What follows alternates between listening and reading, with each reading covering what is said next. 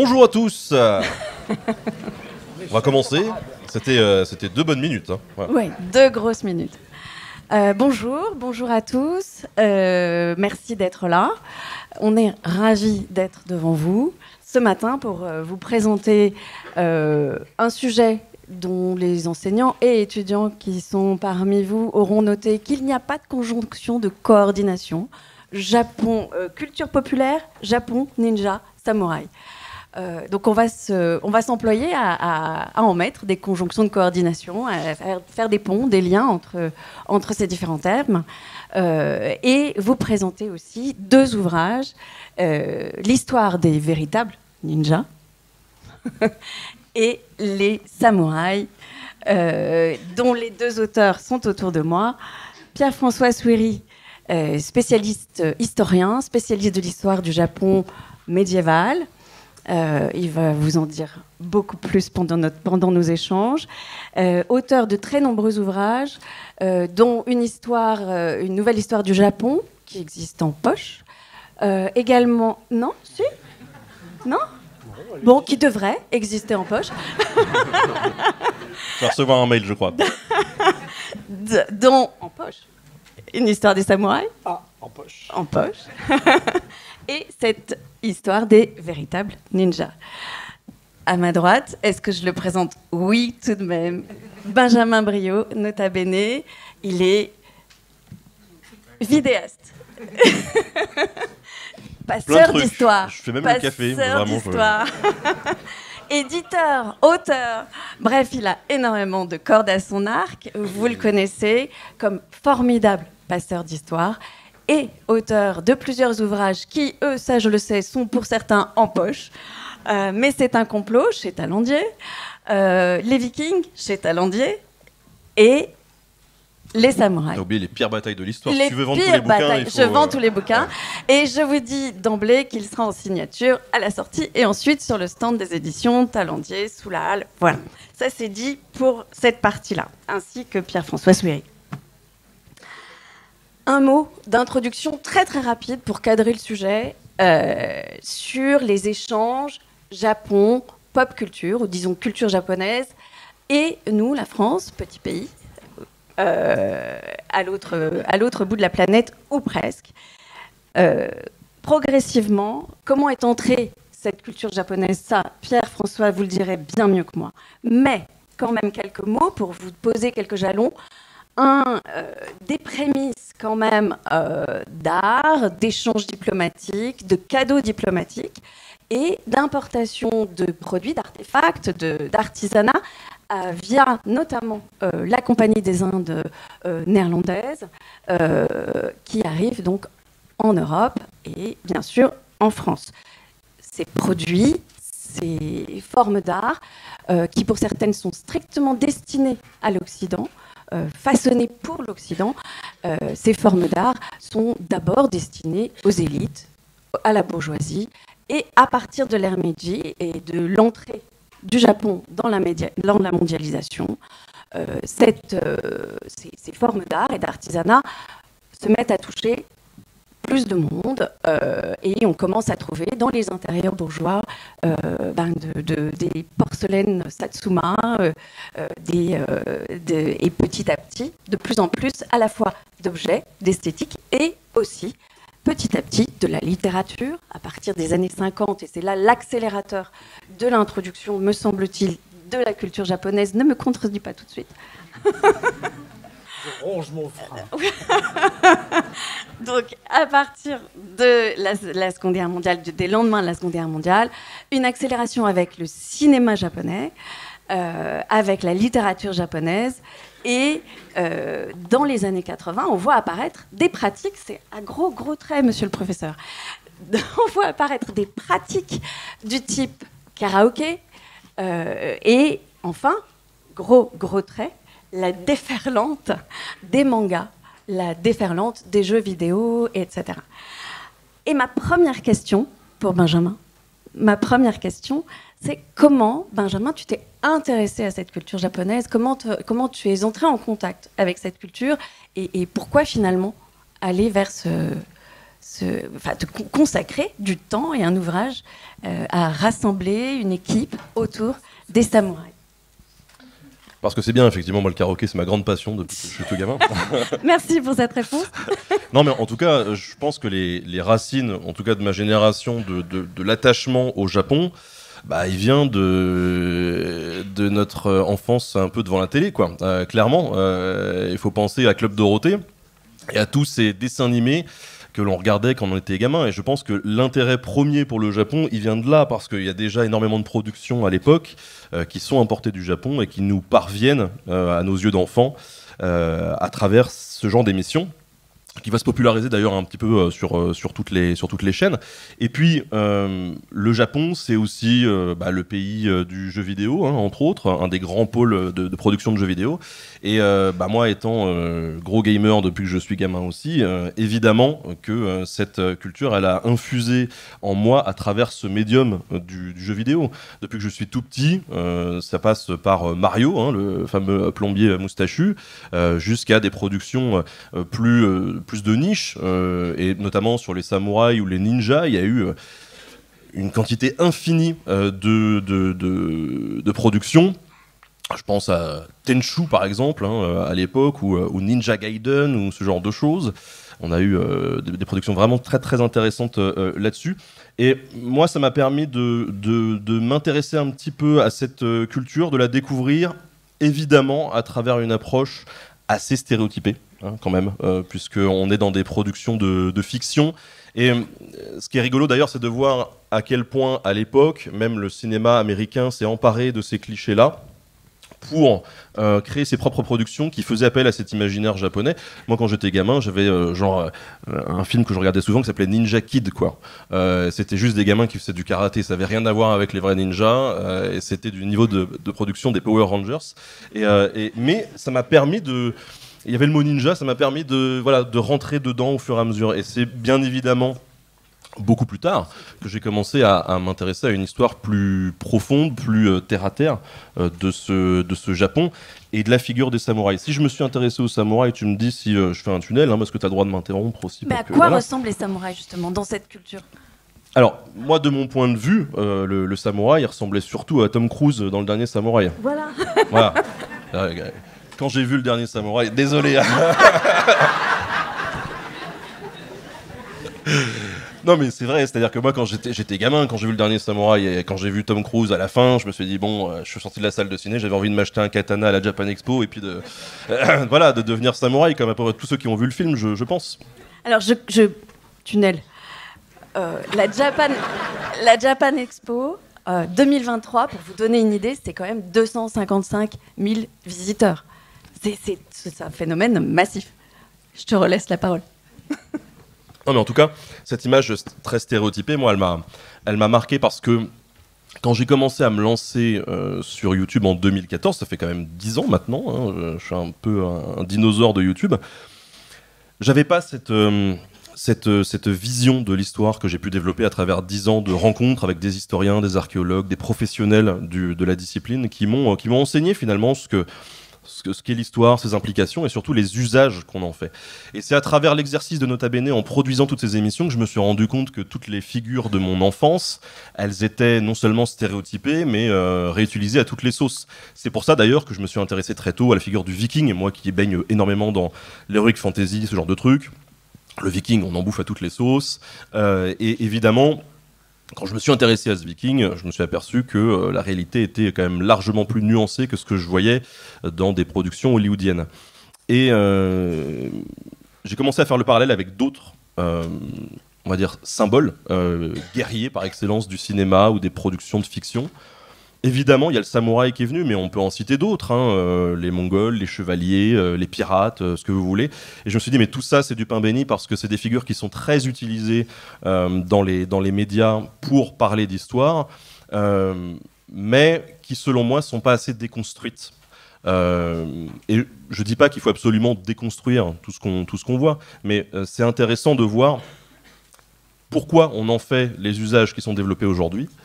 Et dans le cadre des samouraïs, ce qui m'intéressait vraiment, c'est que j'étais pas du tout familier, quoi. J'avais cette approche très stéréotypée à travers la fiction, mais finalement, l'histoire du Japon, je la connaissais relativement peu. Et l'histoire des samouraïs, je l'avais assez peu explorée. Ce qui fait que quand j'ai commencé le bouquin, je me suis dit, bon, c'est sûr, il y a énormément de choses à dire sur les samouraïs. Et je vais y aller dans une approche assez ignorante. Donc j'avais déjà un peu bossé sur les samouraïs, mais j'avais pas trop fouillé et je me suis interdit d'aller consulter des articles ou autres sur les samouraïs avant même de contacter les historiens, dont Pierre François. Donc je les ai prévenus, le premier entretien où j'ai eu Pierre François en visio, je lui ai dit, je te préviens, j'ai fait exprès, mais je vais te poser des questions débiles. Ouais. Voilà. Et donc au début, il était un peu dubitatif, je pense. Mais ça a porté ses fruits parce que c'est beaucoup de jus de cerveau, hein, ce bouquin. La figure du samouraï, c'est une figure qui est extrêmement mouvante, qui s'étale sur près de 10 siècles. Alors oui, on est sur une zone géographique qui est très restreinte, donc ça c'est plutôt un avantage. Mais il est vrai que c'est quand même compliqué à appréhender parce que c'est une figure qui est très très mouvante. Le samouraï du 11e, il n'a rien à voir avec le samouraï du 18e.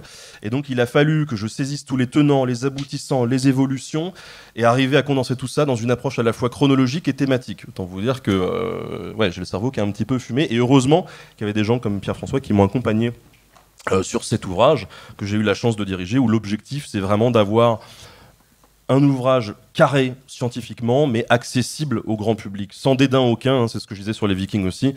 Moi, ce que j'ai envie, c'est que Jean-Michel qui a vu, je suis désolé s'il y a des Jean-Michel dans la salle, Jean-Michel qui a vu le dernier samouraï et qui connaît rien aux Vikings, mais qui trouvait que c'était un peu sexy à l'écran, se dise « Ah, j'aime bien les samouraïs, je vais acheter le bouquin de Nota Bene », qu'il l'ouvre et qu'il se dise « Ah merde, c'était pas du tout ce que je pensais. » Voilà. Alors, justement, Pierre-François Souiri, dis-nous, s'il te plaît, le contexte déjà dans lequel apparaissent les samouraïs et les ninjas. Est-ce qu'ils sont contemporains? Quel est le contexte historique? Alors, ce ne sera pas un tunnel, hein. Mais je te pose beaucoup de questions. Ça fait beaucoup, oui. Et ça fait beaucoup. Non, mais avant de répondre à ta question, je voudrais revenir sur ce que disait Benjamin à l'instant. Le Japon est actuellement... Qu'est-ce qu'il y a ? Il faut que je rapproche. Le Japon est actuellement le deuxième exportateur mondial de biens culturels derrière les États-Unis. C'est une position qu'il occupe depuis au moins 20 ans, 25 ans, et qui fait de lui un producteur d'idées, en fait, hein, un producteur d'images, un producteur de... et parfois, dans la nouvelle génération, des identifications aussi, hein. C'est assez curieux, mais un adolescent de 15 ans aujourd'hui en France peut s'identifier avec un héros japonais de manga ou d'autres, de jeux vidéo, ce qui évidemment était impensable dans ma génération, par exemple. Mais je dois dire que le Japon a quand même réussi un tour de force. Il a toujours réussi à imposer, enfin pas à imposer, mais à faire en sorte que sa culture soit fascinante pour les Occidentaux.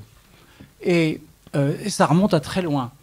Lorsque les peintres impressionnistes au XIXe siècle découvrent les estampes japonaises, les fameuses estampes japonaises, ils sont absolument stupéfaits par la qualité. Et ils s'en inspirent. Vous savez que Monet, dans son jardin de Giverny, a couvert sa maison d'ukiyo-e, c'est-à-dire d'images du monde flottant, d'estampes japonaises, que Van Gogh lui-même s'est amusé à reprendre une estampe japonaise qu'il avait sous les yeux.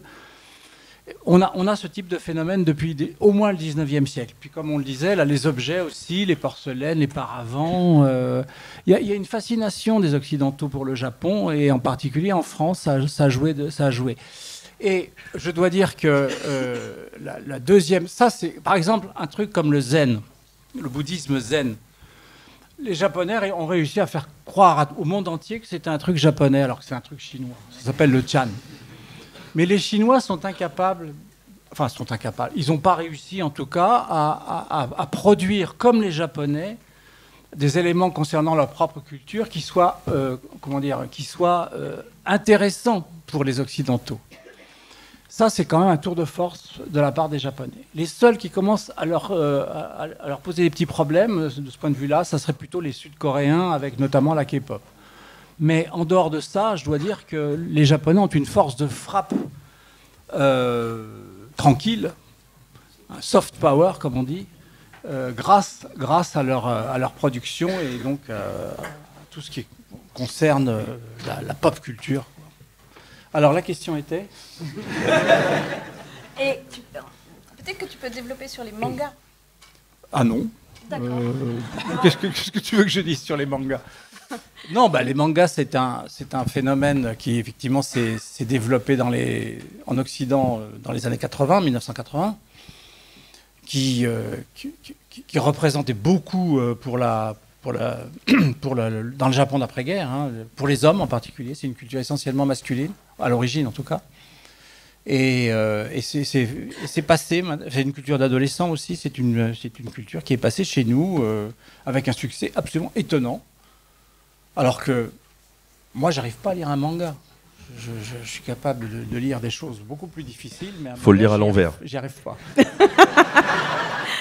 Ah ben voilà, c'est pour ça que j'y arrive pas. Et quand même, puisque pour les chiffres, en 2022, donc en pleine vague pauvre de nous Covid, 48 millions d'exemplaires. En partie grâce au Pass Culture, mais vraiment 48 millions d'exemplaires. C'est énorme à l'échelle de la France, hein, juste en France.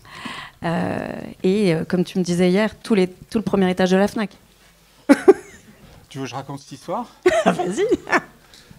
Je lui ai raconté cette histoire hier soir. C'était il y a déjà 25 ans. C'était, disons, vers 2000. J'avais un copain qui était conseiller culturel à l'ambassade du Japon à Paris.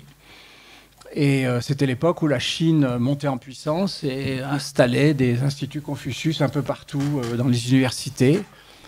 Et je trouvais que les Japonais étaient un peu sans réaction par rapport à ça. Et donc je le dis à mon copain, qui était donc diplomate. Et il me répond mais pourquoi tu veux qu'on fasse des trucs comme ça? On a déjà le premier étage de la FNAC pour nous tout seuls. Bon, la FNAC n'existe plus ou quasiment, mais enfin un petit peu quand même. Mais Si, je fais une tournée pendant 2 mois dans les FNAC et je peux vous assurer qu'elles existent. Excusez-moi. Bon. Mais ça n'a pas l'influence, l'importance que ça avait il y a 20 ans, effectivement. Mais les mangas, c'est incroyable, le nombre de mangas qui sont vendus. Mais d'ailleurs, Alors, moi, pour le coup, j'ai pas été un grand consommateur de manga, mais ce qui m'a intéressé aussi sur la figure des samouraïs, c'est notamment à travers un manga sur les peu que j'ai consommé, qui s'appelait Satsuma, qui est un manga un peu confidentiel, mais sur les samouraïs de Satsuma, et qui revenait justement sur ce déclassement des samouraïs. Et c'est la première fois, moi, que j'avais connaissance de ce déclassement des samouraïs. Je l'ai eu à travers un manga, et donc ça a suscité quand même une curiosité, quoi, clairement. Ouais. Et alors, justement, avant de les faire mourir, on va voir comment ils sont nés et dans quel contexte. C'était ça ma question. Alors bon, c'est les samouraïs, ou les bushi plus exactement, les guerriers japonais apparaissent, disons, au cours fin du 9e, début du 10e siècle. C'est un groupe social très différent de la noblesse de cour qui est installée dans la capitale, Kyoto, comme vous le savez, qui est une noblesse qui règne sur le Japon déjà depuis plusieurs siècles, dans une situation de paix relativement importante. Le Japon connaît là une espèce d'apogée de sa culture, ce qu'on appelle la culture antique. Et au sein de cette culture, les femmes jouent un rôle absolument central, hein, puisque les grandes poétesses, les grandes romancières, les grandes essayistes de la culture japonaise autour de l'an 1000 sont toutes des femmes. Et puis, dans les provinces, surgissent une catégorie de personnages armés, qui cherchent, parce que l'ordre existe, enfin l'ordre règne, mais moyen quand même. Hein. Il y a quand même du brigandage, il y a une incapacité, disons, de l'État central à maintenir l'ordre dans les périphéries du pays. Et donc une classe de guerriers privés, en quelque sorte, émerge petit à petit, structurée donc selon des valeurs qui sont tellement différentes de celles de l'aristocratie de cour que ces gens-là sont considérés par l'aristocratie de cour comme des barbares. Les Chinois ont leur barbarisation, nous, sur les frontières du Nord-Est, et les Japonais, les aristocrates japonais ont leur barbare dans le Kanto, c'est-à-dire les samouraïs, les guerriers. Donc vous voyez, l'image des guerriers à l'origine n'est pas extrêmement favorable, en tout cas pas extrêmement positive dans la culture de cour. Mais ils sont là et ils vont petit à petit imposer de nouveaux rapports sociaux, de nouvelles rapports de force au sein de la société et créer ce qu'il est convenu d'appeler une société féodale, c'est-à-dire une société dans laquelle les seigneurs contrôlent la terre, exploitent les paysans et s'appuient sur leurs hommes, sur la base de liens personnels. Et leurs hommes, ce sont les samouraïs. Ce schéma est évidemment assez proche de ce qu'on a pu voir en Europe occidentale à partir de la fin des Carolingiens, du début des Capétiens. Et donc, l'idée que le Japon a connu une société féodale à cette époque-là est une idée assez banale, qui est d'ailleurs retransmise par les Portugais quand ceux-ci arrivent au Japon au milieu du XVIe siècle, donc bien plus tard. Et les Portugais, regardant la société japonaise de leur temps, disent « mais c'est comme chez nous. Il y a des chevaliers, il y a des ducs, il y a des rois, et il y a même des villes libres, comme Sakai et Hakata, qui leur font penser à Gênes ou à Venise. Cette idée que c'est comme chez nous. Alors Valignano, le visiteur des Jésuites, dit c'est comme chez nous, sauf qu'ils ne connaissent pas Dieu. Mais enfin, c'est comme chez nous. Et quand les Espagnols arrivent en Amérique latine, enfin ce qui va devenir l'Amérique latine, quand les Portugais arrivent en Inde ou en Malaisie, ils disent pas c'est comme chez nous. Ils voient une société qui est différente de la leur, qu'ils estiment barbare, bon, peu importe, mais ils disent jamais c'est comme chez nous. Le seul endroit où ils disent c'est comme chez nous, c'est au Japon. Et pourquoi ils disent c'est comme chez nous? Parce que justement, c'est une société qui fonctionne sur la base de relations féodales, et que pour un Portugais du XVIe siècle, la féodalité comprend tout de suite de quoi il s'agit. Donc il n'y a pas ce phénomène de distance. Alors la distance est évidemment culturelle. Le bouddhisme, c'est pas le christianisme. Ils mangent avec des baguettes et pas leurs doigts, parce qu'au XVIe siècle, on mangeait avec ses doigts. Mais à part ça, évidemment, tout est différent, mais pas les rapports sociaux. Et ce qui structure la société, c'est la féodalité. Donc, les samouraïs. Et les ninjas. Et les ninjas dans tout ça. Oui. Quand est-ce qu'ils apparaissent? Les ninjas, c'est un détail de l'histoire, comme dirait l'autre. Hein. C'est pas très sérieux. C'est quelques centaines de bons hommes. Hein. Oui, c'est pas une très bonne référence. J'ai dit comme dirait l'autre. Non, je veux dire, autant les samouraïs, c'est la classe dirigeante, ça devient la classe dirigeante, c'est 5 à 7% de la population. C'est un groupe social considérable qui a marqué l'histoire japonaise. Autant les ninjas, c'est un petit groupe de gens d'origine sociale médiocre qui n'ont jamais constitué plus de quelques centaines ou milliers de personnes. C'est donc pas du tout la même chose. Les ninjas sont des mercenaires en réalité. Des gens qui agissent pour le compte d'un seigneur et qui seront payés pour ça. Ce qui n'est pas le cas des samouraïs, qui eux sont des féodaux. Donc on leur donne une terre. Ils ont une terre en fief qui leur a été donnée par le seigneur, et donc ils doivent répondre à la guerre quand le seigneur les convoque pour la guerre. C'est comme ça fonctionne, comme les chevaliers d'Occident. Les ninjas, ça n'a rien à voir. Ce sont des... Alors, les textes, évidemment, sont rédigés par des moines ou par des guerriers qui, évidemment, méprisent ces types qu'on appelle d'ailleurs des shinobi, pas des ninjas. Le ninja, c'est un mot qui est récent, hein, c'est un mot qui date du milieu du XXe siècle. Mais les shinobi étaient des gens donc d'origine modeste, souvent d'ailleurs d'anciens voleurs. En tout cas, c'est comme ça que les présentent les textes. Alors, vrai ou faux, c'est difficile à dire. Et qui avait pour principale fonction d'aller espionner, d'informer les seigneurs sur le fief voisin, la seigneurie voisine, pour essayer de récolter des informations militaires ou politiques, ou même de diffuser de fausses informations, puisque une partie de leur travail consistait effectivement à distribuer des fake news, en quelque sorte. Voilà, donc on ne peut pas comparer les deux. Hein. Les deux, c'est vraiment... les ninjas apparaissent, ou les shinobi apparaissent à la fin du 15e, début du 16e siècle, et en gros disparaissent au cours du 17e siècle. Mais ils sont devenus objets de fantasme.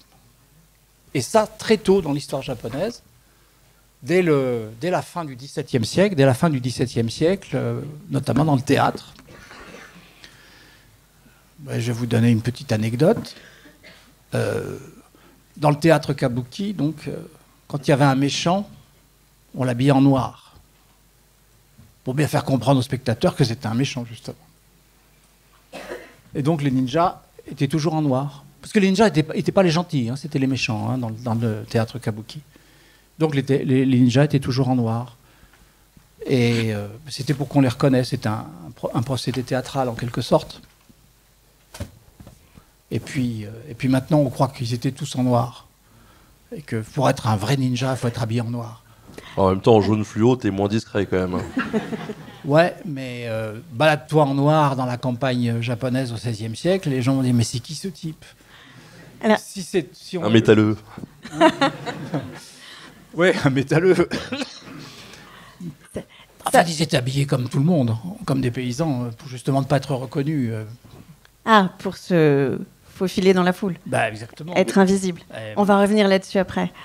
Quand même, concernant les ninjas, le fait qu'ils soient habillés en noir et que ce soit les méchants dans les premières représentations culturelles qui récupèrent donc cette population qui est au départ éparse, des gens qui font le coup de poing, qui font des missions disons plus ou moins interlopes et qui eux-mêmes ont été récupérés parmi les petits voleurs, des gens un peu perdus éventuellement. Ces gens-là, ils sont associés au mal quasi dès le départ et à la nuit, non? Ah oui, tout à fait. Dans le Japon d'autrefois, la nuit, c'est un moment un petit peu terrifiant. Hein. Il y a des pratiques qui sont différentes la nuit et le jour. La loi est différente d'ailleurs, la nuit et le jour. Et les ninjas agissent de nuit, donc ils sont terrifiants. Alors, bon, j'ai dit tout à l'heure que c'était des gens d'origine modeste, c'est vrai, et que leur principale fonction, c'était d'informer, d'espionner, c'est vrai. Mais on sait aussi qu'il y en a quelques-uns, qui formaient des espèces de troupes de choc, des grands seigneurs japonais de l'époque, on est au XVIe siècle, et qui avaient pour mission donc de constituer de s'infiltrer dans les positions ennemies et éventuellement d'y mettre le feu. Donc ils ont incendié beaucoup de châteaux, ils ont incendié beaucoup de camps ennemis pour évidemment distiller la panique dans les forces ennemies, et les forces régulières, si je puis dire, des seigneurs attaquaient donc à l'aube. Mais les ninjas se retiraient à l'aube. Hein. À la fin de la nuit, les ninjas rentrent et laissent la place aux troupes ordinaires. Donc ils sont associés à la nuit, donc à l'obscurité, donc à la couleur noire, comme leur âme profonde. Et ça va être, pardon, ça va être pendant tout le théâtre, au cours du 18e, 17e, 18e, 19e siècle, c'est toujours comme ça. Les ninjas sont des magiciens qui disparaissent, alors c'est des jeux de théâtre, hein, qui disparaissent, qui se faufilent, qui sont des gens, des assassins, ce qui n'est pas vrai dans la réalité, hein. Souvent c'est simplement des informateurs. Et puis brusquement, au début du XXe siècle, renversement de perspective, et les ninjas deviennent des gentils. Et jusqu'à devenir des tortues même. Qui mangent des pizzas au lieu de bouffer des ramen. C'est incroyable. Alors, pour revenir au vrai ninja quand même, tu parles aussi de gens qui la nuit sont aussi des violeurs. Aussi, c'est pas vraiment des sympas. Hein. Mince, j'avais une question, j'ai oublié. Oui, c'est que certains textes disent d'eux que en fait, le shinobi, c'est-à-dire ces activités, sont une partie de leurs activités. L'autre partie, c'est marchands d'esclaves, souteneurs, kidnappeurs de femmes, Enfin, des gens sympas. Sympa, ouais, sympa. Alors, le ninja, toi, tu l'as rencontré comment? Enfin, toujours pareil. Et est-ce que les techniques de combat t'ont particulièrement interpellé? Est-ce que tu as eu envie, tu te disais, de t'acheter un katana? Est-ce que ce côté, le ninja qui arrive à sauter... T'as pas compris. Ah bon? T'as pas compris. J'ai pas compris. Le katana, c'est les samouraïs, c'est pas les ninjas. Bah, et quand même, le ninja dans tout ça. Non mais c'est vrai que je sais déjà la distinction étant gamin parce que les ninjas c'est nunchaku et shuriken, c'est pas. Ça, c'est les Chinois, c'est pas les Japonais. Ouais mais moi dans Ninja Kid c'est ce qu'ils avaient. Donc c'est comme ça que j'ai interprété quand j'étais gamin. Non mais les ninjas, moi j'y connais déjà, je m'y connais déjà beaucoup moins. Mais c'est vrai qu'à travers le jeu vidéo aussi c'est une figure qui a été extrêmement exploitée. On le citait à l'instant, avec les tortues ninja, avec tous ces stéréotypes, le combat au bâton, etc. Bon, on voit qu'il y a un peu tout qui se mélange finalement. Mais tu vois, cette représentation du ninja qui est un peu le mal, qui agit que la nuit, etc. Bah, on le revoit même dans le dernier Samouraï. Parce que dans le dernier Samouraï, tu as une tentative à un moment donné d'assassinat sur le je sais plus comment il s'appelle. Et en fait, les gars, clairement, sont dans cette attitude de ninja, quoi. Non ? Absolument. Mais on mélange tout, hein. C'est pas grave. C'est Hollywood, hein. C'est pas... Non mais j'en profite parce que là pour une fois que tu me dis oui c'est ça parce que d'habitude sur les entretiens il m'explique un truc et donc j'essaie de rephraser en deux phrases. Je fais, donc on peut considérer que il me dit non pas du tout et voilà donc j'en profite un peu. Mais oui les ninjas moi on en avait discuté un petit peu sur ma chaîne YouTube à travers un épisode. Mais c'est vrai que les sources françaises, et c'est pour ça que c'est cool quand même que tu sortes ce livre-là, parce qu'il n'y avait pas grand-chose. Et nous, on s'était principalement reposé sur l'ouvrage d'un gars qui s'appelle Turnbull, et qui est... voilà, tout n'est pas acheté, mais en tout cas, il y a des trucs à nuancer a priori. Oui, alors, je le dis directement et sans précaution, c'est le seul bouquin sérieux qui existe en langue occidentale sur les ninjas. Voilà, c'est dit. Alors les Japonais... En signature sur le stand Talendier. Et maintenant, il va vous faire une démonstration en kimono. Les Japonais ont évidemment écrit beaucoup de choses sur les ninjas, mais je dois dire qu'il existe depuis maintenant une quinzaine d'années un renouvellement historiographique au Japon. Il y a pas mal d'ouvrages qui sont sortis là depuis maintenant une dizaine d'années, et qui renouvellent en grande partie la question. Et c'est sur ces ouvrages que je me suis largement appuyé, sur les sources évidemment, mais aussi sur ces ouvrages, de façon à essayer de faire le point, en quelque sorte, sur une question qui restait quand même un peu obscure. Alors, l'ouvrage de Turnbull dont tu parles, il date du début des années 90. Turnbull l'a écrit quand il était très jeune. Et l'ouvrage est un peu dépassé, il faut bien dire ce qu'il y a aujourd'hui. Voilà... Si mon éditeur m'écoute aujourd'hui, il devrait le faire traduire en anglais, en allemand, en espagnol, en italien. On y travaille. Mais il y a une question qui est intéressante, c'est pourquoi en fait il y a si peu d'historiens francophones qui ont bossé sur la question. Parce que c'est un peu la même chose sur les samouraïs, on en avait parlé. Moi quand j'ai bossé sur les Vikings, je me suis intéressé aux Vikings, j'ai beaucoup travaillé sur ce sujet. Et déjà à l'époque j'étais confronté à un problème quand j'ai monté l'équipe, c'est que je me suis dit mais en fait il n'y a pas tant de spécialistes que ça de la Scandinavie. Et quand j'ai bossé sur les samouraïs, je me suis dit, en fait, ils étaient plutôt nombreux sur les Vikings. Parce que vraiment, le samouraï, il n'y a personne, quoi. C'était compliqué. Pourquoi ? Parce que c'est difficile, c'est loin, c'est une autre histoire, c'est pas la nôtre, ça fait peur, la langue japonaise, tout ça, oui, ça fait... Bon, ça change, hein, ça change. Il y en a de plus en plus. Enfin, déjà, il y a une nouvelle génération qui arrive, là, mais c'est vrai que dans ma génération, on était 2 ou 3. Pas beaucoup plus. Moi, je me souviens, il y avait, quand j'étais lycéen, on avait un ciné-club dans notre lycée, et il y avait un type très bien d'ailleurs qui s'occupait de ça, et il nous avait projeté les 7 samouraïs. Ça va être vers 1966, quelque chose comme ça.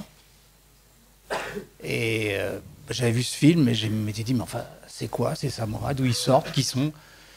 Et il y avait le prof d'histoire de ma classe qui assistait à la représentation. À la fin de la représentation, je suis allé le voir en lui disant, monsieur, la semaine prochaine, au lieu de nous faire un cours sur je ne sais plus quoi, Louis XIV, voulait pas nous faire un cours sur l'histoire du Japon et les samouraïs pour nous expliquer un peu de quoi il s'agit. Et j'ai vu le type, il se décomposait devant moi. Mais je suis pas capable de faire ça. Et j'ai réalisé à ce moment-là, j'avais 15 ans, quelque chose comme ça, j'ai réalisé qu'il n'y avait aucun livre en français sur les samouraïs, sur l'histoire du Japon en général. Il y avait très très peu. C'était perdu dans des trucs. Il y avait quelques romans qui avaient été traduits, mais pas beaucoup. Donc il faut bien comprendre qu'il y a un phénomène avec la mondialisation et tout ce dont on a parlé au début, il y a quand même un intérêt qui s'élargit dans les jeunes générations pour travailler sérieusement sur ce pays. Mais il n'y a pas que les historiens, les littéraires, il y a les spécialistes des sciences religieuses, les ethnologues, etc., les économistes. Donc il y a du boulot, il y a un boulot énorme, mais c'est vrai que si tu fais la comparaison entre les spécialistes des Vikings en France et les spécialistes des samouraïs en France, il n'y a pas photo. Ils sont 10 fois plus nombreux que nous et ils ne sont pas très nombreux. Et justement, on en arrive là à une question qui nous réunit et qui vous réunit et qui concerne aussi l'édition de livres et toute la production culturelle. Le lien entre histoire, passeur d'histoire, vulgarisation, enseignement, tous ces éléments qui font que il y a une forme de debunking, je ne sais pas si ça se dit, en tout cas de révision des stéréotypes pour apporter de la véracité. Et j'ai envie de vous poser une question un petit peu qui bouscule un peu peut-être, et encore. Je ne sais pas si on peut te bousculer, Benjamin. Moi, je suis tout le temps bousculé. Moi, quand je suis dans la fosse, dans les concerts, c'est... Okay. Est-ce que l'histoire te... vient heurter le rêve, vient finalement... est-ce qu'il y a une contradiction ? Ou est-ce que ça permet justement de reconstruire quelque chose qui peut aussi faire rêver ?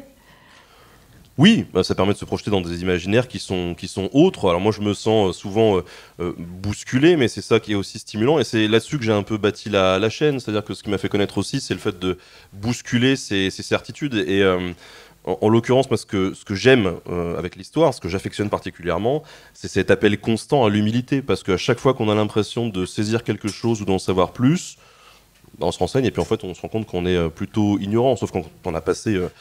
beaucoup de temps dessus, mais encore une fois, moi, mon imaginaire de l'histoire, je pense comme beaucoup de gens, a été façonné par la pop culture en général, et que ça soit la littérature, les BD, les mangas, ce que vous voulez, les jeux vidéo, tout ça, le cinéma énormément. Quand j'ai fait un épisode sur William Wallace à travers le film Braveheart, qui était vraiment un film que j'ai dû voir 150 000 fois durant mon adolescence, je me suis renseigné sur le truc et je me suis dit mais c'est fou à quel point la réalité est éloignée de la fiction, quoi. Je veux dire, les gars n'avaient même pas de kilt. Et ça m'a choqué. Ça m'a bousculé profondément. Et en même temps, c'est génial. C'est génial parce que ça permet de nous interroger à la fois sur cette perception de l'histoire, sur cette réception de l'histoire, et en même temps sur les besoins d'une narration fictionnelle, quoi. Pourquoi est-ce qu'ils ont fait ça ? Bon, bataille de Stirling, il y avait un pont en principe dans la vraie vie. Là, ils font ça dans une plaine. Pourquoi ? Question de budget, les gars. Bon, voilà, ça va pas plus loin. C'est-à-dire qu'il y en a qui vont être dans la surinterprétation en disant ils ont voulu réécrire l'histoire. Non, juste pas le budget. Ils l'ont fait dans une plaine. Donc il y a des discours comme ça qui sont hyper intéressants à analyser. On a dernièrement Ridley Scott qui a fait son Napoléon très mauvais. Hein. Par ailleurs, on est tous d'accord là-dessus, j'espère. Hein. Qui a trouvé ça bien ? Bon, c'était intéressant. Je me suis permis de réagir là-dessus sur ma chaîne YouTube aussi parce que j'irai pas critiquer les choix artistiques de Ridley Scott, qui est bien meilleur que moi dans ce qu'il fait. Mais en revanche, il avait eu des discours très condescendants vis-à-vis des historiens et vis-à-vis de la méthodologie historique, et en disant mais de toute façon vous y étiez pas, donc vous connaissez rien, ça se trouve c'était comme ça, pas autrement. Et il a eu un discours très agressif qui moi m'a beaucoup agacé en fait. Et j'avais l'impression, alors que je pense que c'est quelqu'un quand même d'infiniment intelligent, qu'il n'avait pas le recul sur sa propre perception de l'histoire de Napoléon, qui était une perception très anglo-saxonne. très très anglo-saxonne. Et je dis pas que l'approche britannique même, je dis pas que l'approche française est mieux ou parfaite. Je dis qu'il y a plusieurs approches qui sont intéressantes, qu'il faut confronter ces points de vue, qu'elles peuvent être enrichissantes, mais que là, clairement, le Ridley, il était dans sa vision, son présupposé, et qu'il n'a pas accepté qu'on puisse émettre une critique, finalement, d'un point de vue historiographique sur son sujet. Et je trouve que c'est très dommage. Et c'est en ça que l'histoire, elle bouscule. Je pense que lui, il s'est senti bousculé par les historiens, et je pense que c'est une bonne chose. Moi, j'aime bien me faire bousculer là-dessus. Et je pense que tout le monde a ce petit côté un petit peu de curieux et à la fois de satisfaction de se dire ah ouais je connais pas tout, je pensais connaître mais en fait non, et c'est là-dessus vraiment que je base la chaîne. Ton travail de vulgarisateur et de passeur. Peut-être qu'on en reparlera tout à l'heure, mais même dans le cinéma, il y a des choix artistiques parfois qui se reposent sur l'histoire, qui se voient pas de prime abord dans le film, mais qui pourtant font sens, comme dans Star Wars, avec par exemple Dark Vador, quoi. On a à la fois un empire qui est vraiment esthétisé, style nazi Seconde Guerre mondiale, donc ils ont tous des uniformes, on voit que le casque de Dark Vador, ça fait un peu référence au casque Stahlhelm, tout ça, Seconde Guerre mondiale des Allemands, et en même temps, dans Star Wars, il y a énormément d'emprunts justement aux samouraïs, d'emprunts à la culture japonaise, et ce casque Stahlhelm, en fait, il se fusionne avec un casque Kabuto, typique des samouraïs, et donc Dark Vador, c'est ce mélange entre le méchant nazi et entre le gentil samouraï finalement qui est représenté aussi par sa culture et les idées qu'il véhicule par Luke Skywalker.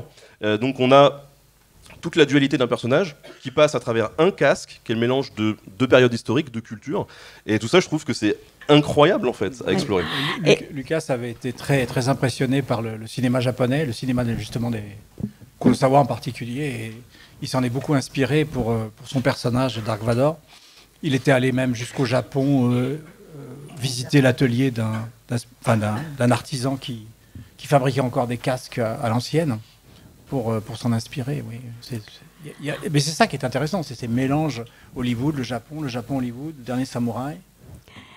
Et Pierre-François, toi, ton rapport à cette pop culture, alors déjà, il doit y avoir une différence entre la pop culture au Japon et la pop culture qui fait partie de ce soft power japonais tel qu'on la reçoit.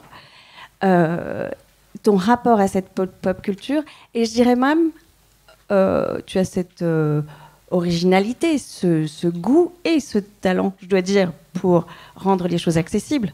Bah oui. Par ton écriture. Mais cette pop culture, finalement, tu vas aussi vers un public plus large que le public strictement académique auquel tu pourrais te consacrer strictement, mais tu as envie, toi, tu rentres dans l'arène et tu traites de la pop culture, et même si je peux aller jusque-là, tu as eu une expérience ces derniers temps avec Ubisoft pour le prochain Assassin's Creed comme conseiller historique. Est-ce que tu peux nous en dire un peu plus là-dessus ? Bon, d'abord, moi, je suis sensible un petit peu comme Benjamin à la diffusion du savoir, et donc quand il m'a proposé de travailler sur les samouraïs, j'ai tout de suite accepté, même si on avait des petites divergences de fond au début, mais pas grave. Mais je te préviens, on raconte pas des conneries. Mais moi, je trouve que ce sont des livres qui sont importants, même si, bon, bien sûr, d'un point de vue, il y a quand même ce sont des livres qui sont travaillés. Celui-là aussi, c'est pas une thèse, mais quand même, il y a du travail derrière, mais en même temps, ça s'adresse à un public le plus large possible. Alors, Ubisoft, j'ai été contacté donc par Ubisoft pour les aider à travailler sur leur dernière production là, qui s'appelle Shadows, là, qui va sortir en février prochain. Donc c'est un jeu vidéo, pour ceux qui ne savent pas. C'est un jeu vidéo qui se passe dans le Japon, justement, de la fin du XVIe siècle. Et donc, ils m'ont contacté, et je leur ai dit oui parce que je savais qu'Ubisoft était très... Je veux dire, c'est un jeu, donc c'est de la fiction, bien entendu. Mais en même temps, ils sont très, très, très à cheval sur la vérité historique, ou en tout cas la véracité historique. Et donc, leur dernier, là, sur Odyssée, sur la Grèce ancienne, ou celui sur la Révolution française, il y a quand même... bon, vous le savez peut-être déjà, mais par exemple, quand Notre-Dame a brûlé... eh ben, les architectes de Notre-Dame sont allés regarder le jeu vidéo d'Ubisoft parce qu'il y avait des prises dans le jeu qui leur permettaient de comprendre comment a été fabriquée Notre-Dame avant qu'elle brûle, quoi. Enfin, on en est à ce niveau de perfectionnement qui est tout à fait étonnant. Et le Louvre, par exemple, le musée du Louvre utilise... pour le jeu Odyssée, utilise certaines capsules du jeu pour expliquer tel ou tel objet qui est en vitrine au Louvre ou dans des musées de ce genre. Donc il y a à la fois une réputation de sérieux, puis en même temps ça s'adresse à un public immense, mondial même. Donc moi j'étais très flatté, très honoré qu'ils viennent me chercher. Et donc voilà, j'ai accepté de travailler pour eux. Et donc ils me posent des questions qui peuvent être très générales, genre en gros... la question que vous m'avez posée tout à l'heure, comment fonctionnait la société japonaise à la fin du XVIe siècle. Bon, alors ça, je suis capable de leur expliquer à peu près, parce que ça fait quand même une 50aine d'années que je travaille sur la question. Par contre, ils m'ont posé des questions, des fois, où j'étais complètement désarmé. Par exemple, une fois, ils m'ont posé une question en disant, est-ce que lorsqu'il y avait une représentation de théâtre au Japon au XVIe siècle, ils applaudissent à la fin de la séance? Je ne savais pas. C'est des trucs idiots, mais... Et ça t'a poussé finalement à aller vraiment dans le détail des du choses. coup, sur certains petits points comme ça, de détails, oui, j'étais obligé de faire une recherche et d'essayer de réfléchir. Pour apporter une réponse concrète. Pour donner une réponse tout à fait concrète. Comment ils fabriquaient le sel. Bon, j'avais une vague idée, mais concrètement, voilà, c'est compliqué. Il faut leur expliquer. Et ce genre de petites recherches, moi, ça m'a beaucoup amusé, parce que c'est très différent du travail d'historien habituel que je fais. C'est vraiment sur des points. Puis alors, on passe du coq à l'âne sans arrêt, en fonction des demandes de l'équipe. Il ne peut pas y avoir d'angle mort dans une représentation comme celle-là. Ouais. Pardon, je termine simplement. Et ils m'ont fait voir certaines séquences qui avaient déjà été, non pas tournées, mais fabriquées. Et pour me demander ce que j'en pensais. Et je leur ai dit, attendez, ça c'est pas possible. Non, vous ne pouvez pas faire ça, c'est pas vrai, ça ne marchait pas comme ça. Alors des fois, ils me disent, oui, mais on a des contraintes. Le budget dont tu parlais tout à l'heure. Puis d'autres fois, ils me disent, on va rectifier parce qu'effectivement, on peut le faire. Des fois, ils me disent, la rectification que vous demandez, c'est une semaine de travail. 200 personnes. Alors là, je commence à me dire, attends, il faut que je sois sûr quand même que ce que je leur demande... Et puis, d'autres moments, d'accord, on va changer, il y en a pour 10 minutes. C'est simplement un jeu de trucs sur l'informatique. Ouais, mais ton boulot, de toute façon, sur ce genre de production, c'est d'essayer d'apporter une cohérence globale, visuelle et de fond. Et après, il y a tout l'enjeu aussi artistique, scénaristique, qui rentre en ligne de compte. Moi, je bosse avec Ubisoft depuis Origin, qui était sur l'Égypte, en fait. Typiquement, j'avais été à Montréal interviewer le directeur artistique, et il me disait, mais sur la période de l'Égypte, on sait qu'à l'entrée de certaines villes, il y a des temples qui faisaient tant de mètres de haut. Nous, dans le jeu, on les a fait 3 fois plus grands. Mais pourquoi, en fait ? Parce qu'il fallait que dans le jeu, quand on arrive devant cette ville, on se dise waouh, il y a cet aspect de waouh, c'est énorme en fait. Et que, évidemment, à l'époque, même si les bâtiments étaient quand même moins hauts, c'était déjà haut pour l'époque, les gens qui arrivaient devant cette ville avaient cet effet waouh. Et qu'en plus, dans le jeu, on a des perspectives qui sont différentes des perspectives que l'on a avec l'œil humain. Donc, il faut pouvoir représenter cet aspect waouh. Et ça passe par multiplier les proportions par 3. Bon, c'est une entorse qu'on fait effectivement à la rigueur historique, mais pour les besoins artistiques du jeu. Moi, il y a une question qui m'intrigue quand même, parce que tu sors ce bouquin sur les ninjas, et dans le jeu, en fait, il y a les samouraïs et les ninjas. Et du coup, est-ce que c'est à partir du moment où ils t'ont contacté, tu as commencé à réfléchir à ce livre sur les ninjas, ou c'était déjà des travaux préalables que tu avais commencé Ah non, c'est une conséquence directe de ma participation au jeu.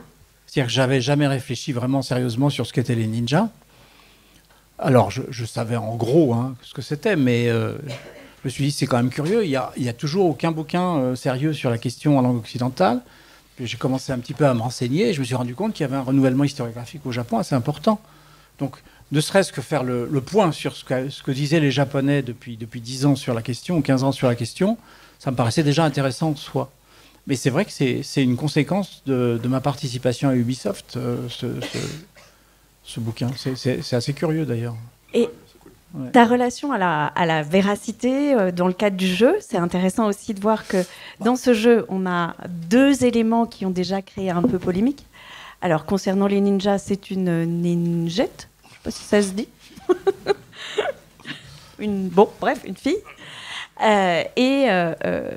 Dans le cadre, ça aussi, ça a créé polémique, peut-être que vous en avez entendu parler, des samouraïs. Ils ont choisi comme personnage principal un samouraï noir qui, lui, a bel et bien existé, et d'ailleurs auquel tu consacres une double page. On peut en parler. Voilà. Yes. On peut en parler. Non, parce que c'est intéressant. Mais oui, mais parce que quand Pierre parlait de points de désaccord, en fait, tout à l'heure qu'on a eu lors du premier entretien... Pas eu vraiment de points de désaccord, c'est une blague. On s'est pas engueulé, je vous rassure. On était en visio, on n'a pas pu en venir aux mains. Heureusement pour moi. Mais il se trouve que ce livre de vulgarisation, il fallait qu'il parle à un public, à un grand public, qui va forcément s'attendre à trouver quelques figures de référence dedans. Or, on le voit sur Internet en particulier, il y a beaucoup de contenus qui sont créés autour de 2 figures. On a Tomoe Gozen, qui est une femme samouraï, semi-légendaire. Et on a ce fameux Yasuke, le samouraï noir, qui est aussi l'objet même d'animes, en fait, de manga. C'est une figure de la culture populaire, en fait. Du rap. Voilà. Non, mais, et du coup, ce que j'ai dit assez rapidement, c'est que je dis, bon voilà, il va y avoir des chapitres. Entre ces chapitres, on va avoir des fois des portraits de certaines personnalités, des samouraïs célèbres, ce genre de choses. Moi, j'ai envie qu'on parle de Tomoe Gozen ou de Yasuke. Et il me dit, c'est pas possible. Et alors, il y a Julien qui est juste ici, qui a participé aussi au bouquin. Quand je lui ai parlé de Yasuke, il m'a fait, non, arrête, c'est bon, on en parle tout le temps, c'est super anecdotique. Et je leur dis, oui, c'est pour ça qu'il faut qu'on en parle. Aujourd'hui, c'est des figures de la pop culture. Pourquoi, en fait ? Et par exemple, sur Tomoe Gozen, tu m'avais dit un truc, tu me dis, mais ça sert à quoi qu'on en parle ? Il y a quasiment rien à dire dessus, on n'a pas de source. Et je t'ai dit, mais justement, on va pas en parler pour ce qu'elle est, on va en parler pour ce qu'elle n'est pas. Et c'est ça qui est intéressant aussi, parce que le public va s'attacher à ces figures-là de la pop culture, et c'est intéressant de pouvoir montrer quelles sont les sources et qu'est-ce qu'on peut en dire ou pas, avec les zones de flou. Et notamment sur Yasuke, ces zones de flou, entre autres, permettent une fictionnalisation de sa vie qui est intéressante pour Ubisoft, en fait. Mais moi, en tant qu'historien, je regarde les sources primaires. Donc, sur Tomoe Gozen, il y a 4 lignes dans le Heike Monogatari, qui ne sont reprises nulle part ailleurs. Or, pour un historien, si on ne peut pas croiser les sources écrites, ou de sources écrites et d'autres types de sources, c'est difficile d'affirmer quoi que ce soit. En plus, le Heike Monogatari n'est pas un livre d'histoire, c'est un roman, c'est une épopée médiévale. Donc, jusqu'où on peut aller à partir de ce personnage de Tomoe Gozen, qui était la maîtresse de Minamoto no Yoshinaka, et qui, paraît-il, était une guerrière exceptionnelle. Bon, il n'y a aucun autre épisode sérieux dans l'histoire japonaise, du Moyen-Âge en tout cas, où on voit une femme se battre au premier rang, etc. Donc, qu'est-ce qu'on peut en dire à partir de là ? Alors, ça nous a permis de dire ça, déjà. Oui, c'est ça. Mais au-delà de ça, c'est très difficile d'aller beaucoup plus loin. Alors, pour Yasuke, donc le samouraï noir, c'est autre chose. On a effectivement une série de textes. Je les ai lus, tu penses bien, parce que c'était un peu chaud à un moment, cette affaire. Et effectivement, il y a 3 textes qui nous parlent de Yasuke à la fin du XVIe siècle. Chacun de ces textes fait 5 à 6 lignes, pas plus. Donc on a une somme d'informations qui est extrêmement limitée. Alors à partir de là, on peut inventer tout, mais on n'a qu'une source d'information. La seule chose qu'on peut dire, c'est 1, il a existé. On a des sources qui nous renseignent sur lui entre 1579 et 1581. Il a été au service de Nobunaga pendant à peine 18 mois. Puis Nobunaga s'est fait assassiner, il disparaît. Et puis il a disparu. Voilà. Et puis il y a un autre texte qui dit que une vingtaine d'années plus tard, il y avait un lutteur de sumo qui était noir. Certains ont dit c'est lui.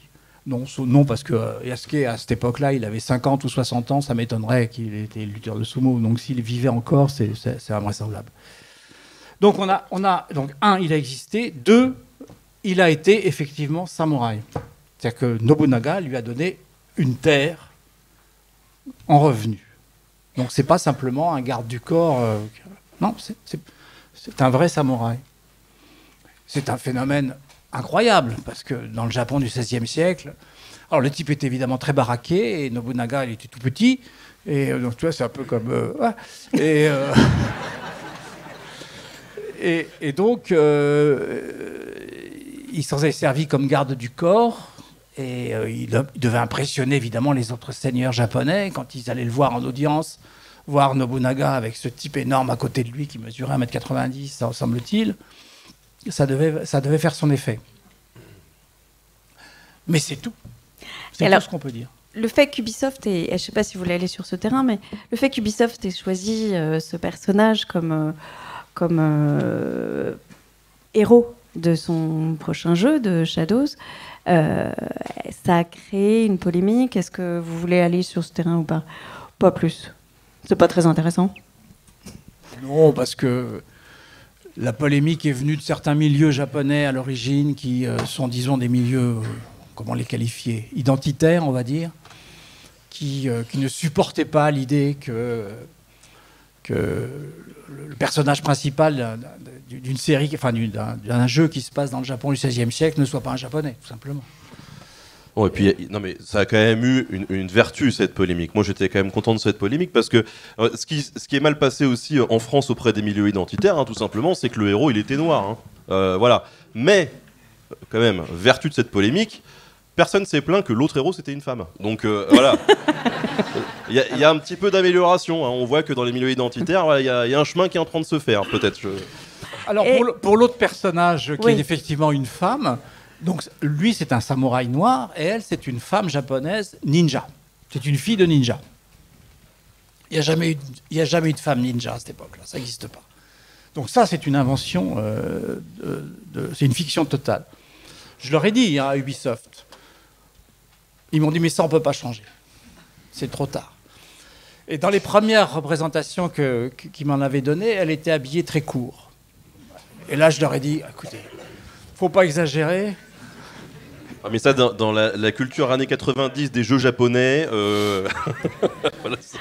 C'est intéressant de parler de la représentation de la femme. Ah ouais, oui. Bah oui. Donc là, ils l'ont habillée, si je puis dire, comme une japonaise de son temps, et donc elle n'est pas habillée spécialement court.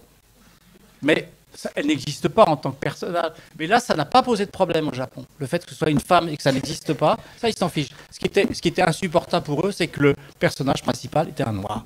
Et que ce noir massacrait des Japonais. Mais c'est vrai que dans tous les cas, enfin, là, on peut comprendre la volonté d'Ubisoft de mettre un personnage féminin à cette place-là, tout simplement parce que c'est ce qu'on est toujours, une production cinématographique, fictionnelle, artistique, elle s'inscrit toujours dans un contexte historique. Le contexte historique du moment, c'est quand même que on essaye, tant bien que mal, et franchement, il y a encore un petit peu de chemin, à revaloriser cette égalité homme-femme et à remettre les femmes sur le devant de la scène. Donc c'est normal qu'on ait envie de pousser une figure féminine à travers une super production comme ça. C'est ce qui s'est passé d'ailleurs avec la série Viking, par exemple. C'est-à-dire que parce qu'on est dans cette envie de vouloir repousser des figures féminines fortes sur le devant de la scène, eh bien, on a donné une place assez grande dans cette série à la fameuse Lagertha, qui a commencé à avoir des femmes guerrières vikings avec elle, et du coup, ça a commencé à développer tout un autre folklore que l'on peut critiquer aussi. Et c'est bien parce que ça véhicule de nouveaux imaginaires, où du coup, il y a eu des tas d'articles sur les femmes combattantes vikings, alors que bon, là aussi, c'est compliqué, il faut nuancer le truc. Il y a quand même cette fameuse tombe. Oui, à Birka, ou voilà. Ouais. Mais en fait, il y a plein de choses, et là-dessus, Lucie Malbos est très intéressante, et plein d'autres. Achetez le livre Viking, voilà. Mais ou Le Monde Viking chez Talendier, de Lucie Malbos. C'est vrai, qui est très bon ouvrage. Mais ce que je veux dire, c'est que même si là on peut trouver aussi des contre-exemples, voilà, ça restait quand même très anecdotique. Et cette nouvelle figure de l'imaginaire de la femme guerrière, elle est arrivée parce qu'il y a un besoin sociétal aussi. Et en ça, on peut comprendre les choix d'Ubisoft. Et je trouve que c'est plutôt une bonne chose. Même si on peut le critiquer, bah voilà, c'est une bonne chose. Il faut juste remettre ça dans son contexte, l'expliquer, et finalement, bah, ça passe, quoi. Je vous propose qu'on passe aux questions, peut-être, pour vous laisser le temps de poser des questions, d'interroger à la fois Benjamin Briot et Pierre-François Souiry. Alors, je crois qu'il y a quelqu'un qui doit donner des micros. Allô, la technique, il n'y a personne en face. Alors, allez-y, puis je répéterai votre question.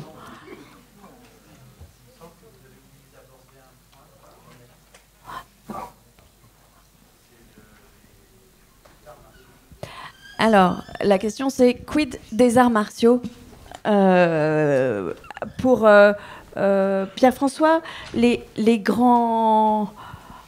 Voilà, pour revenir aux prouesses extraordinaires des ninjas et des samouraïs, la place dans la société des arts martiaux et leur importation en France. C'est ça? Ok. Comment? C'est d'accord. Ok. Ça fait partie. Je réponds. Tu peux répondre parce que moi, tout ce que j'ai à dire, c'est que j'y connais rien. Oui. Mais mon premier sport, quand j'avais 6 ans, c'était judo. Voilà, c'est tout. Bah, j'ai un peu envie de répondre à la même chose. Moi, j'y connais rien non plus, mais bon, je vais dire quelque chose, quoi, parce que sinon, j'ai l'air un peu. Non, les arts martiaux japonais.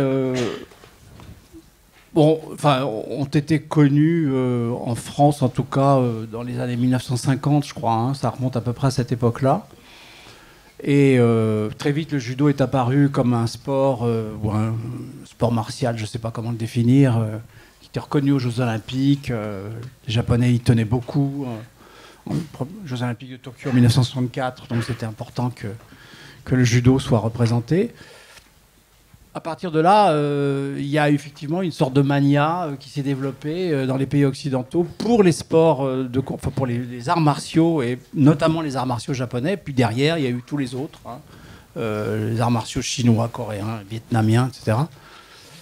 Mais une fois de plus, c'est les Japonais qui ont réussi à apparaître comme les premiers. Il y en avait partout, hein, des arts martiaux en Extrême-Orient. Mais c'est les Japonais qui ont réussi les premiers, comme pour le zen, comme pour ce que je disais tout à l'heure, à apparaître comme étant ceux qui produisent des arts martiaux alors qu'ils n'en produisent pas plus ni moins que les autres. Ben, c'est pas une réponse à votre question, hein, je suis désolé, mais voilà. Les micros sont arrivés. Est-ce qu'il y a d'autres questions?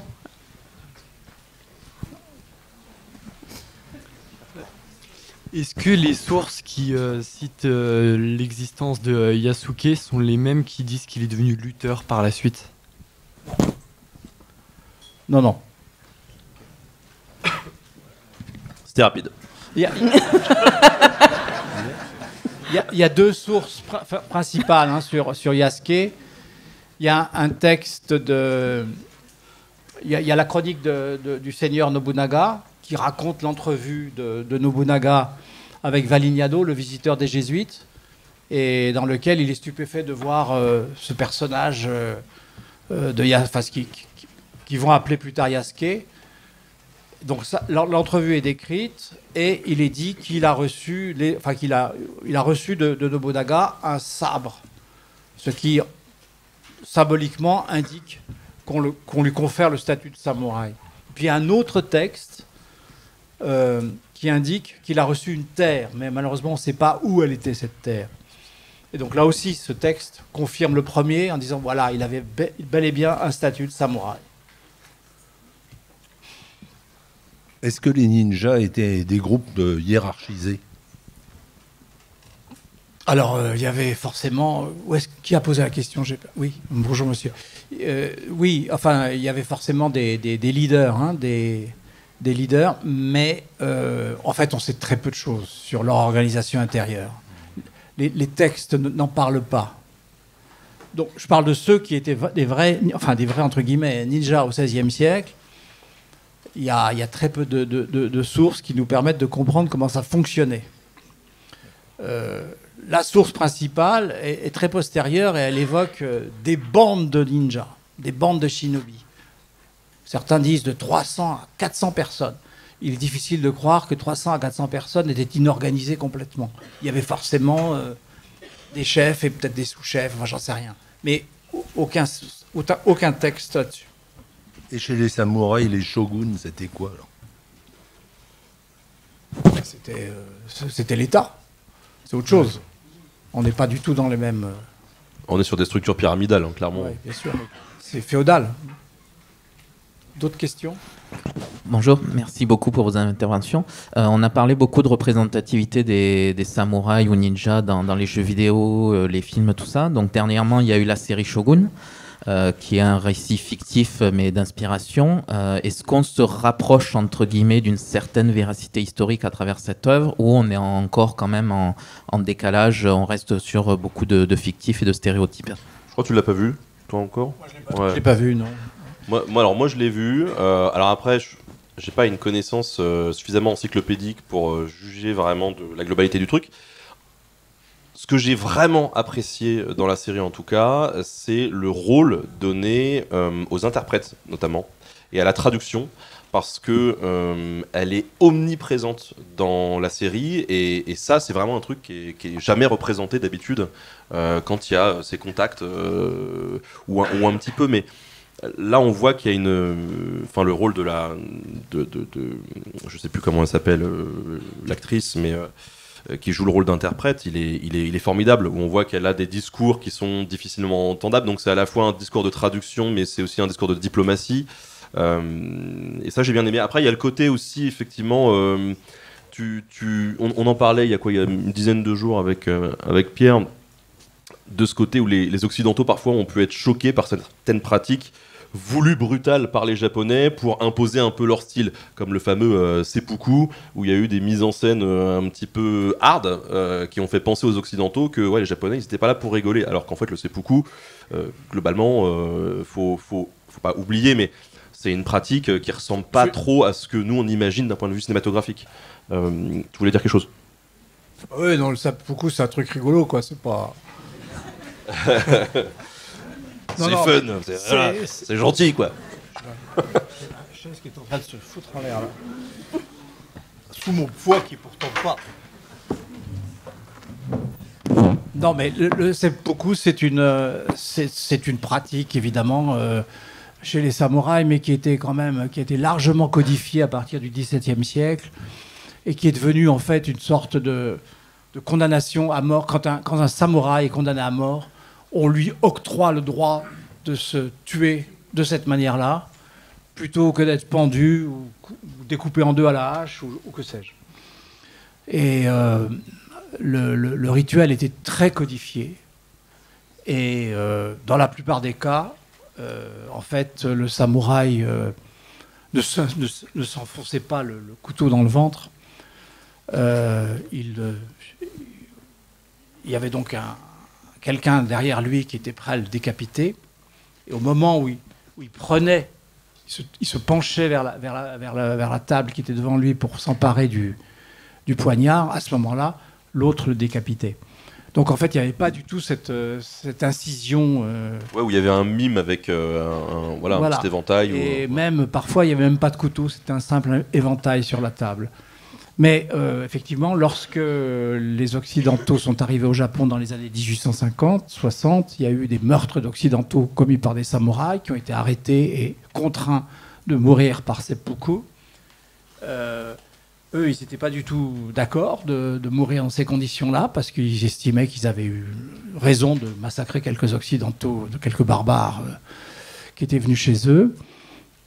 Et ils ont donc opéré ce qu'on appelle un munembala, c'est-à-dire un suicide de remontrance.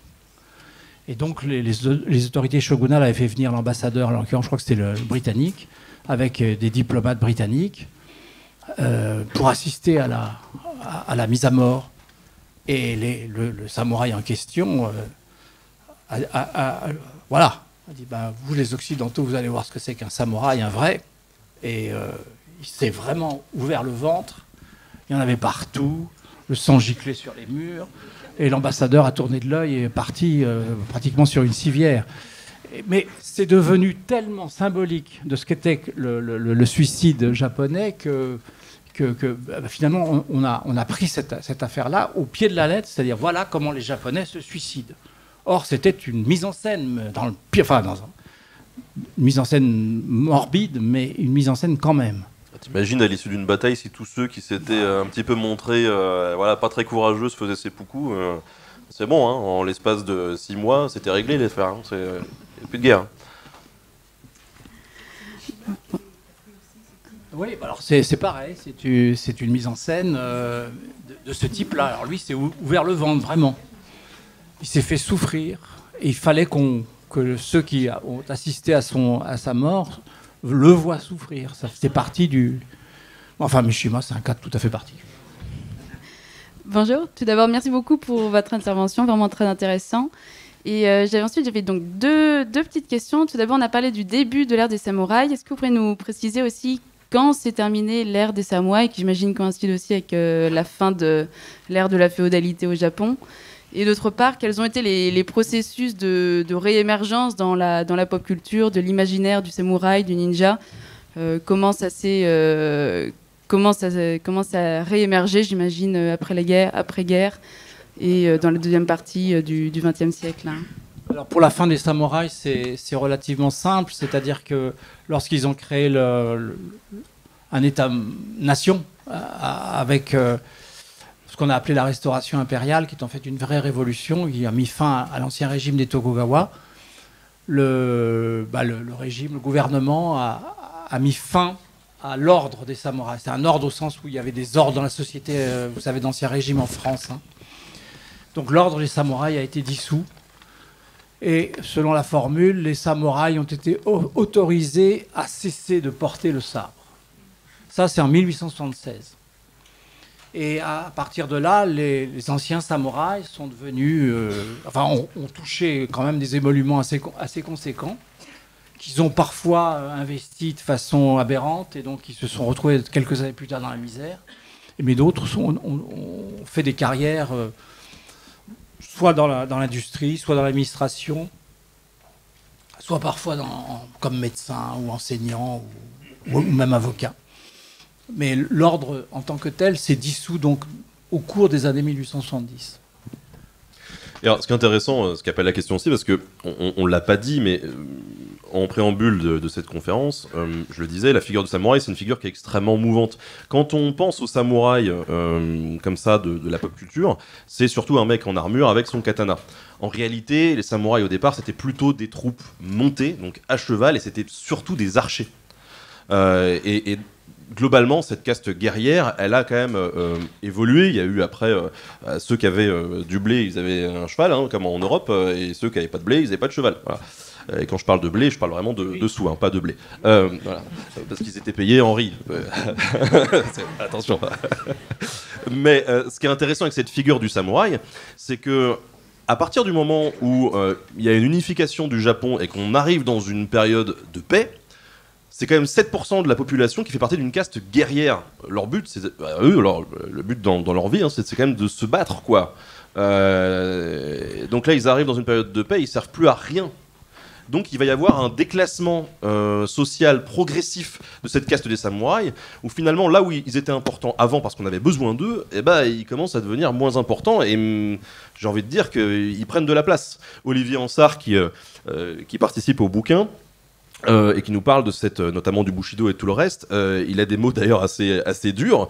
Il dit c'était un peu des parasites, quoi. C'est-à-dire que les gars, ils sont là, il faut les payer, mais ils servent strictement à rien. Il y a eu des tentatives où on s'est dit tiens, il y a certains samouraïs, faut les reconvertir, on va les foutre dans les champs pour voilà. Et puis en fait, c'était une catastrophe parce que les gars savaient pas s'occuper des terres, donc il y avait tout les récoltes étaient mauvaises, par exemple.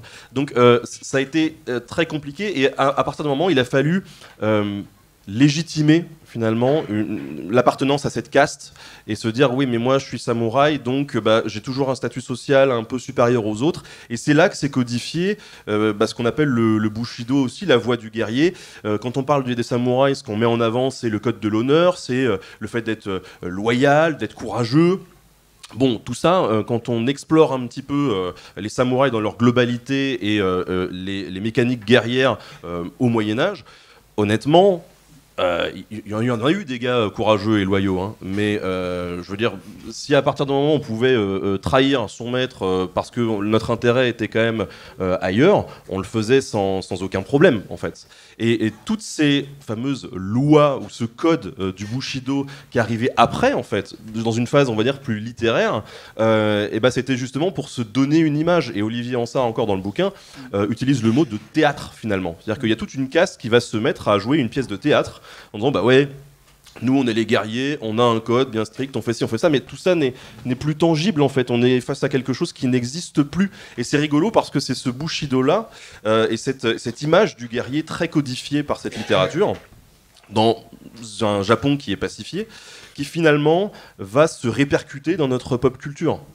Et aujourd'hui, l'image du dernier samouraï, c'est ça, quoi. C'est celle du Bushido. On a même des films qui, de prime abord, n'ont rien à voir. Je pense à Ghost Dog, par exemple, avec Forest Whitaker, où on suit les aventures d'un tueur à gages aux États-Unis. Et en fait, le gars, il vit sa vie en fonction du Bushido, quoi. Il se prend vraiment pour un samouraï, quoi. Et en fait, tout ça repose sur du vent. Il se base sur un bouquin qui s'appelle le Hagakure, en gros une espèce de recueil de pensées d'un vieux samouraï sur la fin, qui est un ouvrage super intéressant parce qu'il arrive vraiment à une époque où c'est la fin de la caste des samouraïs, et on voit que cette caste est en train de mourir, et le gars est assez conscient quand il écrit tout ça que cette caste est en train de mourir, donc il y a pas mal de métaphores, et en même temps il va dire mais la seule façon pour un samouraï d'honorer son destin c'est de mourir, quoi. En gros, faut aller tête baissée au combat, et dès que t'as l'occasion de mourir, t'y vas, quoi. Et donc tout ça est extrêmement contradictoire, et c'est d'ailleurs ce même Hagakure qui s'inscrit dans cette nuance du Bushido fantasmé, qui va nourrir aussi les petits Japonais durant la Seconde Guerre mondiale, en fait. Parce que on a besoin de guerriers qui s'engagent pour la cause militaire, qui sont loyaux, courageux, qui n'hésitent pas à aller se faire péter dans des avions. Et du coup, on leur distribue le Hagakure en disant « C'est ça les vrais mecs, les gars, c'est ça les vrais samouraïs, c'est à ça qu'il faut que vous ressembliez. » Et donc, ça devient même un outil de propagande, en fait, ce Hagakure. Toute cette image très fantasmée. Et c'est ça qui est intéressant dans un bouquin comme celui qu'on a fait, et dans tout le boulot que fait Pierre-François depuis des années, c'est qu'on se rend compte que cette figure du samouraï, elle est ultra instrumentalisée. Et ça, dans tous ces aspects. On n'a même pas parlé non plus, je suis désolé, mais du virilisme exacerbé des samouraïs, qui est vraiment... tu vois, t'as des gars aujourd'hui dans des sphères un peu identitaires, un peu voilà, qui disent « Ouais, les Vikings, c'était des gros bonhommes, comme les samouraïs. » Bah ouais, c'était tellement des gros bonhommes, ils avaient tellement une virilité exacerbée, la femme, c'était tellement rien pour eux, qu'au final... les pratiques qu'on qualifie aujourd'hui d'homosexuelles, elles étaient relativement répandues, quoi. Je veux dire. Et ça, c'est vrai que quand on le dit aujourd'hui à un identitaire en disant oui, bah tu sais, t'es samouraï, voilà, ça a du mal à passer, quoi. Et je trouve ça particulièrement savoureux. Et moi, c'est ça qui m'intéresse en fait dans le traitement de sujets comme ça. Alors sur ce point-là, j'ai écrit un bouquin sur l'érotisme dans la société japonaise avec Philippe Ponce il y a quelques années. Donc j'avais un peu travaillé sur ces questions. Et c'est tout à fait étonnant parce qu'au début du XVIIe siècle, enfin au XVIIe siècle, pour simplifier, il y a les samouraïs se considèrent comme une humanité au-dessus de toutes les autres. Ils sont au-dessus des autres hommes. Leur virilité va au-delà. Donc, devenir ronin, c'est-à-dire samouraï sans maître, donc verser dans la roture, c'est perdre sa virilité en réalité. C'est pour ça qu'il ne le supporte pas en fait. Hein. Et donc il y a une sorte d'exacerbation de la virilité dans la couche des samouraïs. Mais ce qui est intéressant, c'est que les femmes aussi considèrent ces types comme des surhommes, entre guillemets, hein, des vrais mecs, quoi. Et il y a une forme de... Non, mais je t'assure, il y a des textes qui sont très clairs là-dessus. Il y a une forme de... Comment dire de... Oui, dans le regard des femmes, ils sont des vrais hommes. Or, cette idée qu'ils sont des vrais hommes dans le regard des femmes est une idée qui s'effiloche au cours des siècles. Et au début du 19e siècle, donc 2 siècles plus tard, c'est l'inverse. C'est-à-dire que les femmes ne regardent plus les samouraïs. Elles les considèrent comme des pauvres types. Des gars qui sont complètement à côté de la plaque. Des paumés, quoi. Et donc il y a des textes où, au contraire, elles se moquent d'eux. Hein. Les femmes dans les grandes dames galantes des quartiers de plaisir, par exemple, se moquent des samouraïs. Ils parlent, parce que bon, ils viennent de la province, donc ils ont un langage un peu bizarre. Ils parlent comme des pecnos. Et ces gars-là, on doit les admirer. Non, mais c'est une blague. Et alors, elle s'intéresse, il y a tout, à ce moment-là, il y a une naissance de nouvelles valeurs qui apparaissent dans la société d'Edo, qui sont plus fondées sur l'élégance. Elle préfère un bourgeois un petit peu cultivé à un samouraï plouc. Voilà. Et ils le sentent. Et c'est pour ça que ça va très mal au milieu du 19e siècle. Et qu'ils reprennent les choses en main. Mais enfin, c'est une autre histoire. On ne va pas avoir le temps de prendre toutes les questions. Je vous propose d'en prendre encore 2 avec des réponses rapides. Et vous pourrez parler directement avec Pierre-François Souiri et Benjamin Briot. À l'issue de cette présentation, ils vont signer des ouvrages à l'entrée de la salle. Mais c'est quand qu'on mange? Et ensuite, vous allez manger. Ok. Et ensuite, vous pouvez les retrouver après manger, à 14h30, de 14h30 à 15h30, sur le stand, si je ne l'ai pas assez dit, voilà, je le redis, sur le stand Talendier, qui est sous la halle, sous la tente, voilà. Vous pourrez les retrouver tous les deux pendant 1 heure, en signature, sur le stand Talendier, qui est à peu près au milieu de la tente du Salon du Livre, voilà. Pour signer tous les ouvrages. Voilà. Alors, il y a plein de questions. Je suis désolée. J'essaie de faire gauche-droite alternativement. Monsieur. Bonjour. Déjà, je voulais vous remercier pour votre travail. Et j'aurais une question par rapport au samouraï Miyamoto Musashi, son importance dans la pensée japonaise et la fiabilité qu'on peut accorder à des œuvres comme celle d'Eiji Yoshikawa ou Takehiko Inoue, par exemple. Là, on a un connaisseur. L'importance de Musashi. Miyamoto Musashi et de l'auteur qui a raconté son histoire, qui s'appelait Yoshikawa Eiji dans les années 1930. C'est ça, hein?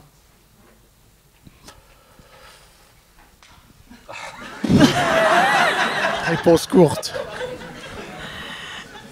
Bon, bah, lui aussi, c'est un peu comme le Hagakure, fait partie de ces personnages. Enfin, le Hagakure, c'est un livre. Hein, font partie de ces personnages qui ont beaucoup fait fantasmer, notamment les admirateurs des samouraïs au début du XXe siècle.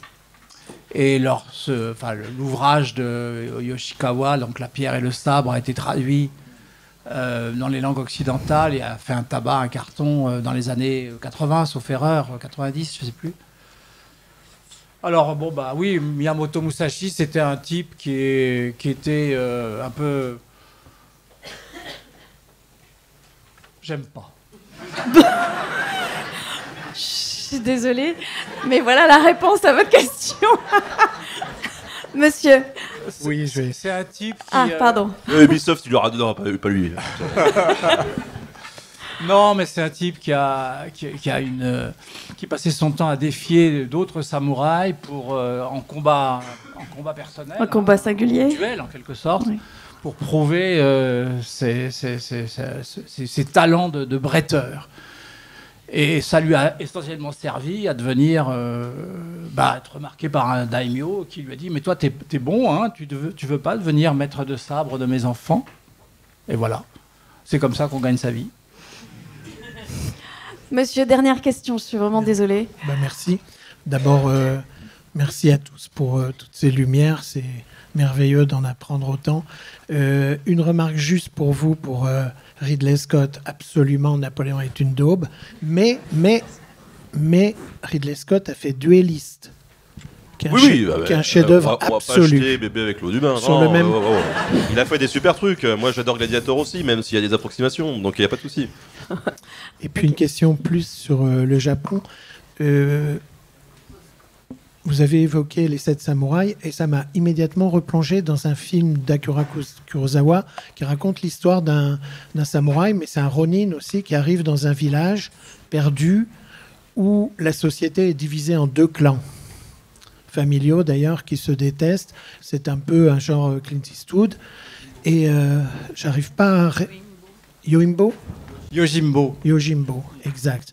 Merci. Et puis, la suite était une question sur une série de livres dont l'autrice est australienne, je crois, et qui a fait un très grand succès dans le monde anglo-saxon. C'est une série de romans sur le Japon féodal. Qu'est-ce qu'on doit en retenir et en penser? Vous les avez pas lus? Le vol... Pas vu, pas lu, donc voilà.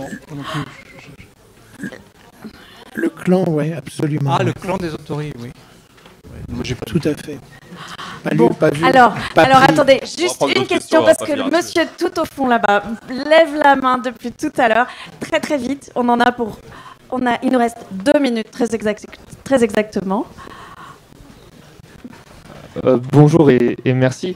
Moi j'avais une question parce que vous parlez d'historiographie, nouvelle historiographie, mais vous ne donnez pas vraiment ces renouveaux. Est-ce que c'est au Japon? Non, mais surtout au Japon, dans le sens que c'est un renouvellement social, une nouvelle approche politique ou de rapport avec dans la société. Qu'est-ce qui différencie par exemple des années 80-90 en ce moment? Ce qui différencie, merci pour cette question parce qu'elle est importante. Alors évidemment, vous avez la réponse dans le bouquin, mais en gros, ce qui s'est passé, c'est que une nouvelle génération de chercheurs s'est intéressée. Enfin, il y a une nouvelle génération de chercheurs qui s'intéresse à un certain nombre d'éléments de la société japonaise, comme les yokai par exemple, ou les ninjas, qui jusqu'à présent étaient considérés comme des trucs un peu folkloriques et pas véritablement intéressants. Comme je disais tout à l'heure de façon un peu provocatrice, les ninjas, c'est pas très important dans l'histoire japonaise par rapport à bien d'autres éléments. Mais eux, ils ont essayé de faire une recherche qui remet en question cette vision un peu folklorique des choses, justement, et qui montre comment il y a une réinterprétation à partir du XVIIe siècle du rôle des premiers shinobi, qui ont été en quelque sorte... ils déconstruisent un petit peu la thématique et ils montrent comment il y a une utilisation dans le roman, dans le théâtre, au XVIIe siècle, au XVIIIe siècle, de ces personnages qui finalement étaient passés complètement inaperçus. Personne n'en parlait jamais. Mais ils apparaissent dans le théâtre, d'ailleurs plus souvent comme des magiciens, comme des ninjas. Et ça va donner naissance à une mythologie. Et donc c'est cette histoire, en quelque sorte, c'est pas simplement l'histoire des ninjas en tant que telle, c'est l'histoire aussi des représentations qu'on s'est fait dans la société japonaise des ninjas au cours des siècles qui ont suivi, qui ont fait qu'on en est arrivé aux ninjas d'aujourd'hui, aux Tortues Ninja.